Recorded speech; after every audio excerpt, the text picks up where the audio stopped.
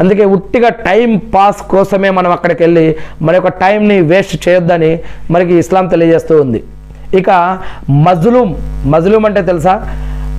ఇప్పుడు మన మూలంగా ఎవరైనా ఇబ్బంది పడ్డారు, మన మూలంగా ఎవరైనా నాశనం అయిపోయారు, మన మూలంగా ఎవరికైనా నష్టం జరిగితే ఆ జరిగినటువంటి వ్యక్తి, ఆ కలిగినటువంటి వ్యక్తి మజ్లూమ్ యొక్క దువా లేదా బద్వా, ఆయన ముస్లిం కాకపోయినా మజ్లూమ్ యొక్క దువా 7 ఆకాశాలను చీల్చుకొని అల్లా యొక్క అర్ష వద్దకు చేరుతుంది అని మరి ఇస్లాంలో చెప్పడం జరుగుతూ ఉంది. మరి మన మూలంగా ఎవరు మజ్లూమ్ కాకుండా చూసుకోవాలి. ఆ ఇరుగు పొరుగు వారైనా సరే, మన దగ్గరికి వచ్చేవారైనా పోయేవారైనా సరే, మనతో సంబంధం ఉన్నా లేకున్నా సరే, ఎవరు మన మూలంగా ఇబ్బంది కలగకుండా, బాధ కలగకుండా, నాశనం కాకుండా, మరి మన మూలంగా అటువంటివి కలగకుండా చూసుకోవాలి. మజ్లూమ్ గురించి మీరు తెలియాలంటే మీరు ఎక్కడ ఎతుకుతారో ఎతకండి. గూగుల్లోనా, ఏఐలోనా, పర్ప్లెక్సిటీయా, జెమినియా, ఏఐయా, గూగులా, ఇంకెక్కడైనా ఏదైనా ఇంటర్నెట్ సెర్చ్ ఇంజిన్లో ఎక్కడ ఎతుకుతారో ఎతకండి.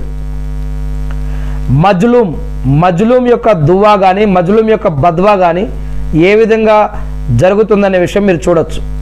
ఖురాన్ మరియు హదీసుల్లో దీని గురించి ప్రత్యేకంగా చెప్పడం జరిగింది.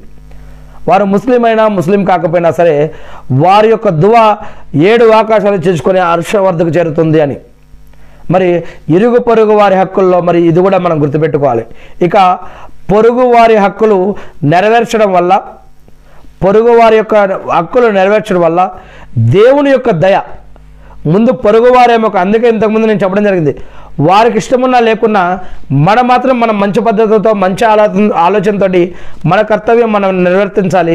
వారు ఏమైనా అనుకొని, ఎందుకంటే మనం దేవుణ్ణి రాజీ చేయించుకోవాలి, దేవుడు మన ఆరాధనలు స్వీకరించాలి, దేవుడు మనల్ని నరకం నుంచి కాపాడాలి, దేవుడు మనకి స్వర్గాన్ని ఇవ్వాలి, దేవుడు మన యొక్క ప్రార్థనలు స్వీకరించాలి, దేవుడు మనకి బరకత్ ఇవ్వాలంటే మన సైడు మనం మంచిగుంటూ ఇతరులతో మనం మంచిగుంటే, ఇతరులు మనతో మంచిగున్నా లేకున్నా మనం ఈ యొక్క మంచి ఆలోచనతో మంచిగా ఉంటే గనక దేవుని యొక్క దయ, కరుణ, రెహమత్ మనపై కురుస్తుంది అని, అటువంటి వారి యొక్క ప్రాణం పోయేటప్పుడు కానీ, తర్వాత ఆలమే బర్జక్లో కానీ, ప్రళయ దినం రోజు కానీ, తీర్పు దినం జడ్జిమెంట్ డే రోజు కానీ, స్వర్గంలో కానీ అల్లా యొక్క సహాయం వారికి ఎల్లవేళలా దొరుకుతుంది అని ఖురాన్ మరియు హదీసుల్లో అనేక చోట్ల ఈ యొక్క విషయాలు చెప్పబడ్డాయి. మీరు కూడా ఒక్కసారి ఖురాన్ చదివి అరబ్బీలో చదవండి.